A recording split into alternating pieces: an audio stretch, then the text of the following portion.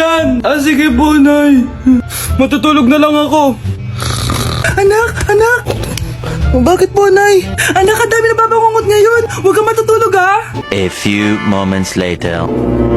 Nay, nanghihina na po ako. Yun na nga ba yung sinasabi ko eh. Tingnan mo ito nakita ko. Bata, nakalanghap ng nakakamatay na amoy. Patay! Anak, huwag ka munang huminga. Anak, huwag ka munang tumingin. Anak, huwag ka munang lumabas. Anak, huwag ka munang mabuhay. Mag-break na tayo. Anak, i-ready mo na lahat ng gamit natin ha. Sige, Nay. Bring me kulay red na brief. Meron ako. May nanalo na. Brief na kasama ko yan ah. Be, di na ako, love.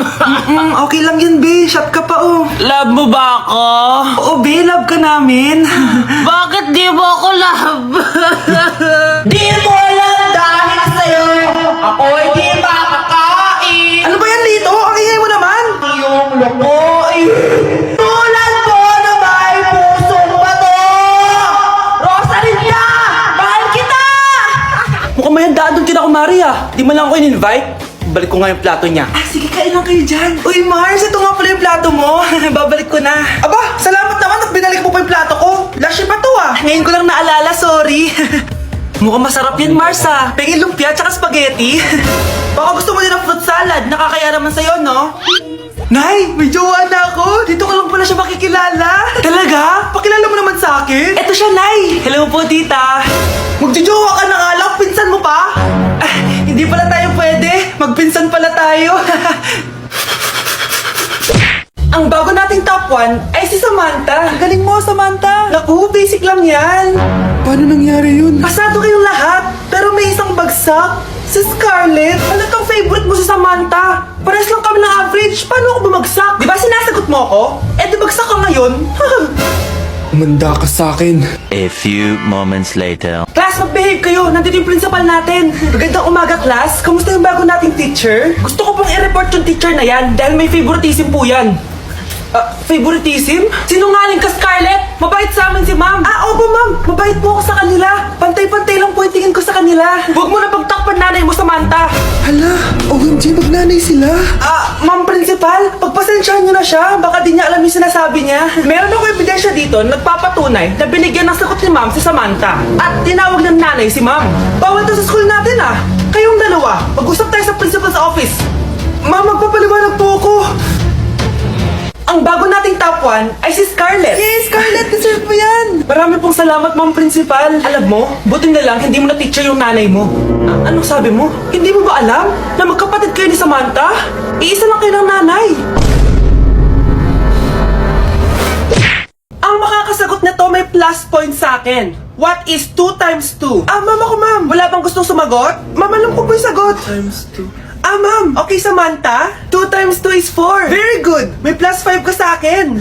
Ang daya naman. Kanina pa ako nagtataas ng kamay. Ma'am, pwede pa po ba ako mag-take ng quiz? Absent kasi ako kahapon eh. Ay, hindi na!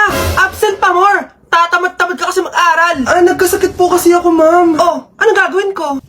Ma'am, pwede ba ako mag-quiz kahit absent din ako kahapon? Oo naman. Ito, magsimula ka na. Thank you po, ma'am. Bakit siya pwede mag-quiz, ma'am? Bakit? May problema ka ba? Oo, may problema ako. Favoritism ka. Palagi na lang sa Samantha yung binibigyan mo ng chance. May galit ka ba sa akin, ma'am? Sabihin mo. Hindi ako galit sa'yo. Pero sa nanay mo, oo. Wag na wag mong dadama yung anak ko sa problema mo sa akin. Nay, anong meron? Yung nanay mo, pabida. Dapat ako yung top 1 ng high school kami. Alam naman natin dalawa na deserve ko talaga maging top 1. Hindi kagaya mo, binabayaran yung school para tumaas ang grade. Totoo ba yun, Nay? Sinungaling ka! Mana ka naman para sa nanay mo, Samantha. Nga pala, alam na ng principal yung pagiging favoritism mo. Good luck na lang sa'yo, ha? Ma'am, parang wala po ata sa lesson natin yung number 5. Ay, wala ba? O sige, bonus na lang yan. Thank you, ma'am. Ma'am, wala po ata sa lesson natin yung number 5. Oh, anong gagawin ko?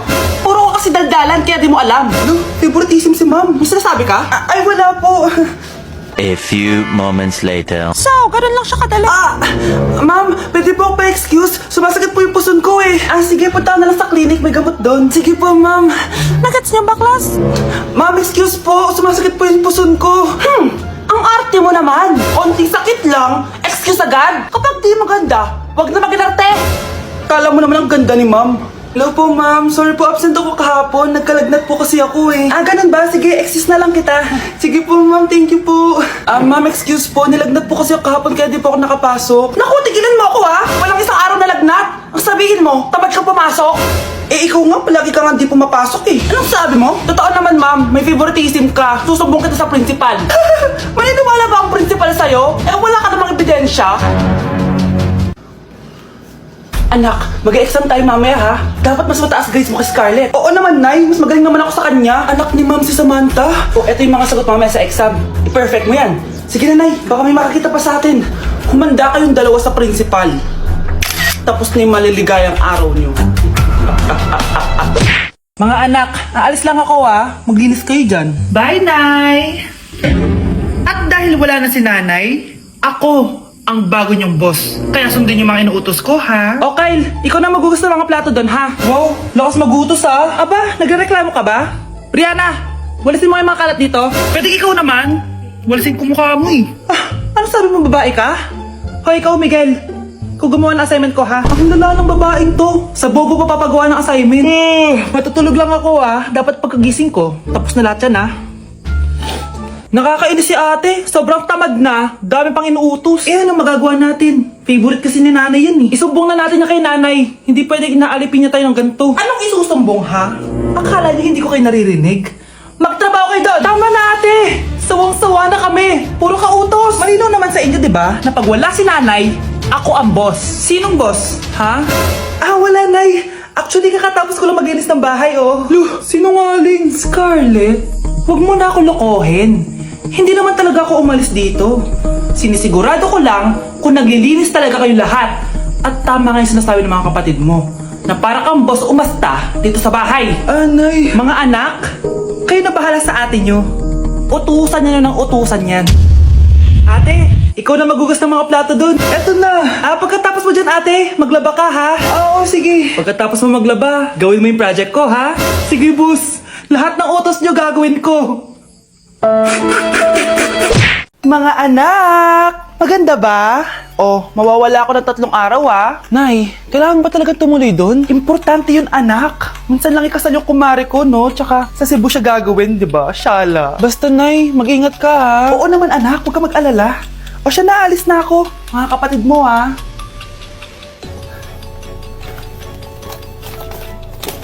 Saan yung wallet ko? Ay kuya, balik tayo sa bahay. Nakalimutan ko yung wallet ko. Ano ba yan? Maliliit na ako. Saan na ba yan? Ano ba yan? Oras na. Mabuhay, ma'am. Welcome to Air Philippines. How can I help you? Ay, miss. Dito po ba yung flight VD415? Yes po, ma'am. Check ko lang po. As per dito, ma'am, nakaalis na po yung aeroplano. Ha? Hindi ako pwede malit sa kasal na kumari ko. Kailangan ko umabol. Ma'am, kailangan niyo po ulit mag-rebook kaso ang next available flight is bukas pa po, ma'am. Ano ba yan? Gawin mo ng paraan. Diyos ko, sayang lang pera ko.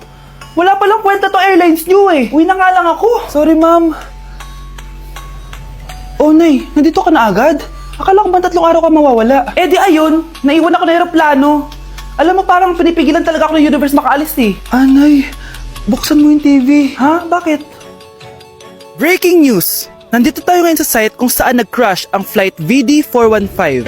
Ayon sa mga otoridad, walang nakaligtas sa mga pasahero nito. Kaya pala, kung nakasakay ako dun sa aeroplano na yun, patay na ako ngayon.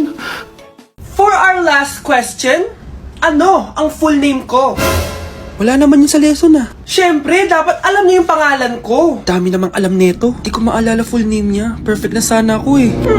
Kapag di niyo nasagutan yan, -10 kayo sa akin. Aba ma'am, paano namin malalaman yung full name mo? Eh di ka naman nagpakilala sa amin. Ano ka, sikat? Artista? Ang lakas mo mag-minus kapag di nasagutan yung full name mo? Sige nga, ano full name ko? Kapag di mo nasagutan, ma-minus ko yung sweldo mo. Tsaka magagamit ba namin yan kapag nagtrabaho na kami? Di naman diba? Pakin namin sa full name mo. Unang tanong, magbigay ng bagay na nagsisimula sa letrang K. Okay, Samantha? Kuko? Kuko is 3 points lang. Sayang. Okay, ikaw naman, Scarlett. Sisimula sa K. Kifi. Kifi is the top answer. Yes! Okay, next. Magbigay ng parte ng katawan. Scarlett, dahil ikaw ang nakahula ng top answer, ikaw ang mauuna. Pantog. Basic pantog is 10 points. Ha? Bakit 10 lang? Samantha, pwede ka pang bumawi. Parte ng katawan? Esophagus! Esophagus is the top answer! Yun! Eto na! Sino kaya sa inyong dalawa ang mananalo ng 1 million pesos cash? Akin na tong 1 milyon. Humanda ka sa akin, Scarlett. Anak, ayusin mo! 1 milyon yan! Mauna tayo kay Samantha. Ano ang bagay na mahaba at matigas? Mahaba at matigas? Tornilyo? Tornilyo is 50 points! Pero, hindi ito ang top answer natin, ha? Okay, Scarlett, may chance ka pa na hulaan ang top answer. Bago ko sagutin yan, Nay, kung nanonood ka man, eto na yun, Nay! Mananalo na tayo ng 1 milyon! Go, anak! Ang bagay na mahaba at matigas ay... Opo mo sumagot, anak! Sayang yung 1 milyon! Hoy, wag mo sasabihin kay nanay na pupunta ako sa boyfriend ko, ha? Sige na, bye-bye!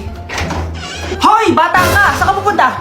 Anay, gagawa lang po kami ng project sa kaklase ko. Wow! Kailan ka pa nag-aaral na maayos? Pupuntahan niya yung boyfriend niya.